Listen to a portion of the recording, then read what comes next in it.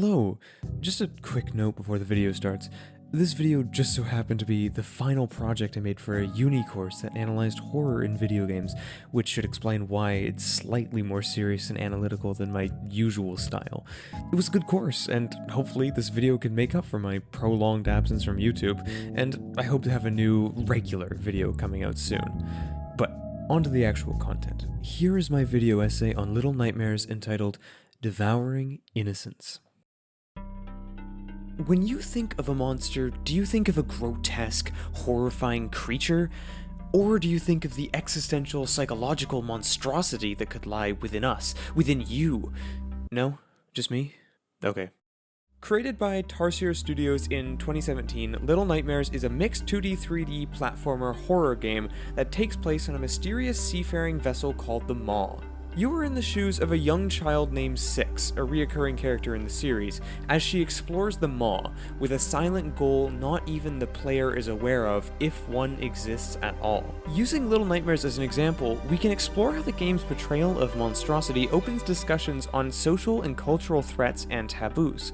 We can also use it to figure out why monsters are so often associated with a grotesque appearance. Daryl Jones, author of Horror, A Very Short Introduction, argues that monstrosity has transcended its status as a metaphor and has indeed become a necessary condition for our existence in the 21st century. He sees monstrosity as a coping mechanism with which we can explore different anxieties we have about the world around us in a relatively controlled environment. What I will argue as I examine this game is that while it is true that we can use monstrosity in video games to evoke and process fear about society or the world around us, it does not always need to manifest itself in the form of a physical being. Rather, it can manifest in the environments the players traverse when you play with scale and perspective, but most critically, it can manifest in the players themselves. As Six ascends through the different levels of the Maw, remember that sentence, it's important, we'll get back to it later, she comes across increasingly horrific scenes and grotesque individuals who appear to staff this vessel. The lower levels are initially dark and dank, seemingly infested with leech-like creatures that swarm the player when they turn down the wrong hallway, or succumb to the Maw's poor infrastructure. Oh, right. Oh, okay, I hate this. This section concludes with Six's stomach grumbling, with an anonymous caged child throwing her what I can only hope to be a potato. The player then continues up through the Maw, encountering a playroom and a bedroom full of what appears to be children. Then, the first truly monstrous figure appears, the janitor, with a stout body and uncannily long, disfigured arms. It's through a careful, but not too careful, examination of the janitor's physique that we can examine the body horror element of monstrosity. According to Jones, body horror is the use of transformation and disfigurement of the body in often graphic ways, and often to radical ends. These disfigurements are meant to scare the player, but also to fascinate them, making them want to learn why or how it is happening.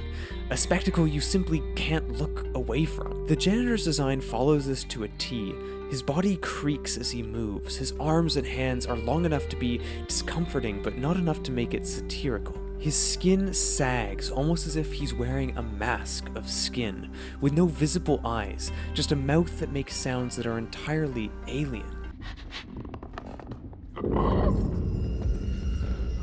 Is his appearance a representation of who he truly is? Or is he covering something up?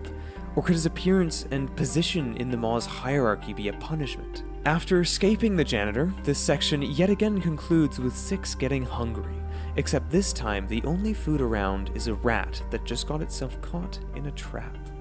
This is the part of the game where you will start to notice the environments appearing more and more monstrous. There are explicit examples, such as the room that is always watching, making sure children do not misbehave, and there are also more symbolic examples, such as the grotesque and warped furniture in the buildings that always appear to overbear the player. Several environments demonstrate how explicit monstrosity can be used as a metaphor, and this room is perfect.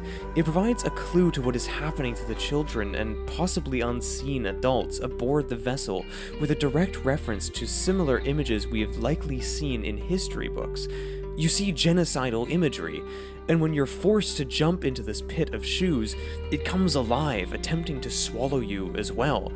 This room alone exemplifies how monstrous imagery can be used as metaphors for atrocities we deal with in real life. I also found that monstrosity of the environments can be symbolic as well. I first noticed this when exploring the janitor's living space, but it's prevalent throughout the Maw. Doors are disproportionately large compared to you, even accounting for the fact that you play as a young child. The environment is designed to make it feel like you are always being watched, even by furniture or the walls. The player then finds the kitchen, which involves them navigating through pantries, bedrooms, coolers, and dishwashing areas, all the while avoiding two creatures that look somewhat humanoid, wearing chef's aprons and what appear to be masks made out of skin, very similar to the janitor's face. However, this is where their physical monstrosity ends and something much more sinister begins. And I'm not talking about their atrocious kitchen sanitation practices. He put it in his pocket. It's here that Little Nightmares once again provides a form of monstrosity that is less of a physical category and instead a taboo. These chefs are not cooking a regular meal. They're cooking children that the janitor looks after. Jones notes that our contemporary society is obsessed with our own consumption, as we constantly create monsters whose only goal is to eat us. Little Nightmares is no different, and after making this discovery by following what is sometimes a literal trail of corpses, the player is almost certain to be shocked and disgusted, achieving the purpose the monstrosity was set to fulfill. After making a daring run towards a conveyor machine and flying away from the cooks, the player finally makes it to the outside of the Maw, just in time to see what appears to be human-like figures boarding the ship. As the player ascends to the higher levels of the ship, they find the new arrivals are coming here to eat and perform other hedonistic activities. But after Six makes her way through the dining hall, she once again grows hungry. Desperately searching, she finds a gnome, one of the only friendly creatures on the Maw, holding up a sausage for her. But the sausage will not quell her hunger. After the player recovers from what they saw, they chase the woman they saw earlier up into an elevator and into what is presumably her living quarters. As they chase after her, they can see that many of the portraits in the area have been covered up, and all of the mirrors have been shattered. They eventually come across the singular intact mirror, which they must use to confront the mysterious woman, slowly weakening her and eventually causing the mirror to shatter. Six is knocked unconscious, and when she wakes up, her stomach begins to growl again. I want to go back to the sentence I told you to remember at the start of the video, where I talked about Six ascending through the levels of the Maw. Throughout this game, you slowly see Six's travels taking a toll on her, outside the player's control. This is most obvious when she grows hungry, with her desired meal becoming increasingly sentient. As we follow Six throughout the Maw, we are repeatedly subject to imagery of ascension, which is unlike the classic descent into madness trope we see in other horror games and media. Instead, she ascends to higher and higher levels of the Maw. She grows more bold, more powerful, more monstrous. What's more, agency is stripped from the player each time this occurs, demonstrating that this ascent into monstrosity is entirely out of the player's control. This type of monstrosity, where it manifests within the character and outside of the player's control, slowly makes the player question their own character's morality and goals, and becomes increasingly shocking as each new meal conflicts with the player's sense of morality more and more. Little Nightmares concludes with Six slowly leaving the Maw, but this is not the Six the player has grown to know throughout the game. The player controls how quickly she moves towards the door, but they cannot stop her from killing the patrons she walks by. Her innocence is gone. She is no longer scared of the creatures of the Maw because she has become one herself. The final shot ends with her walking up the stairs into the light, and for the first time, the camera does not follow her.